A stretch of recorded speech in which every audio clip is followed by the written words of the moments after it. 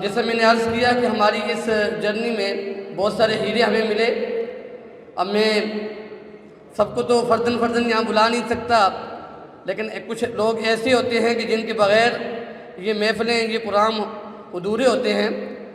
تو میں اپنا بھی ان کا فرض سمجھتا ہوں کہ ان کی ایک حاضری یہاں پہ لازمی مقصود ہو. مجھے انہوں نے بہت زیادہ منع بھی کیا، لیکن ان کے منع کرنے کے باوجود میں ان کو بلا رہا ہوں. ہمارے انتہائی پیارے دوست محترم عبدالناصر صافی صاحب، جو پہلے دن سے ہمارے اس سفر میں ہمیشہ، اس سفر میں بھی اور ہمارے جو سفر ہوتے تھے مختلف شہروں میں، ہر سفر میں الحمدللہ ہمارے شریک سفر رہے. تو میں ملتمس ہوں محترم عبدالناصر صافی صاحب کہ وہ اپنے کچھ تاثرات، اپنے کچھ خیالات اور اس سفر میں انہوں نے اپنے آپ کو کیسا پایا تو وہ انشاءاللہ اظہار کریں گے. گزارش کروں گا محترم عبدالناصر صافی صاحب سے. بہت سختی سے میں ان کو منع کیا تھا، لیکن باوجود میں نے منع کرنے کے انہوں نے کہا نہیں آپ لازماً اسٹیج پہ آئیں گے، کچھ واقعات شیئر کریں گے. اللہ کے رسول صلی اللہ علیہ وسلم نے فرمایا خیرکم من تعلم القرآن وعلمہ، تم میں سے بہترین انسان وہ ہے جو کہ قرآن سیکھتے ہیں اور سکھاتے ہیں. اللہ سبحانہ وتعالیٰ دل میں ایک طلب ڈالی تھی کہ ہم بھی اللہ کے فضل سے قرآن کی کچھ خدمت کے، کچھ صدقے جاری کے حوالے سے ہمارا بھی کچھ حصہ ہو سکے. تو 2009 کی بات ہے، شاہ نواز بھائی نے کہا تھا کہ اس طرح بچوں کو قرآن سے جوڑنا ہے.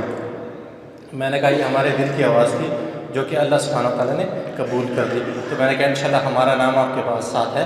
انشاءاللہ جو فائنینشلی بھی ہو سکے اور جتنا فزیکل بھی ہو سکے انشاءاللہ، تو ہم نے ان کو سپورٹ کرنے کی انتہائی کوشش کی ہے. شاہ نواز بھائی نے کہا کچھ واقعات آپ کے ساتھ شیئر کیجیے گا، تو 2 واقعات انشاءاللہ شیئر کر کے تو آپ سے رخصت لوں گا.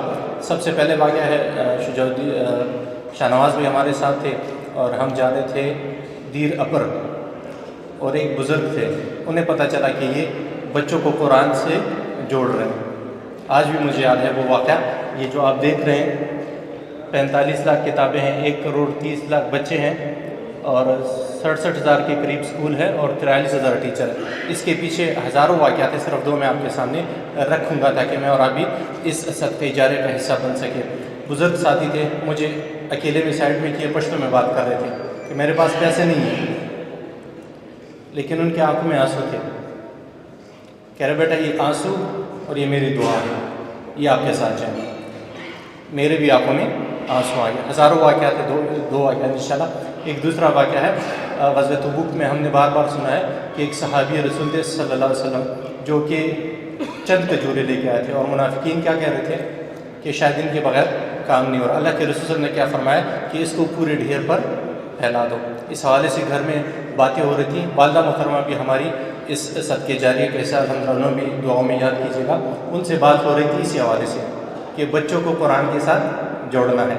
اللہ سبحانہ وتعالیٰ کی محبت ان کے دلوں میں ڈالنی ہے تاکہ وہ قرآن کے ایمبیسڈر بن سکے. الحمدللہ والدہ محترمہ سے باتیں کر رہی تھے. ہمارے گھر میں ایک کام کرنے والی ہے، ہم گند کرنے والے ہیں اور وہ گند صاف کرنے والی ہے. ہم سے شاید وہ بہتر ہے.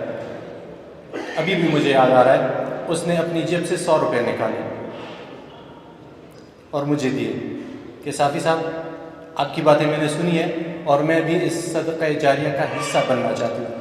یہ جو سارے معاملات آپ پریزنٹیشن سن رہے، اس کے پیچھے وہ بزرگ کے آنسو، اس کی دعائیں اور وہ 100 روپے مجھے ابھی تک یاد آ رہے ہیں. اللہ مجھے اور آپ کو اس صدقہ جاریہ میں زیادہ سے زیادہ شمولیت کی توفیق عطا فرمائے اور اللہ ہم سے قبول فرمائے. جزاک اللہ خیر. السلام علیکم و رحمۃ اللہ وبرکاتہ.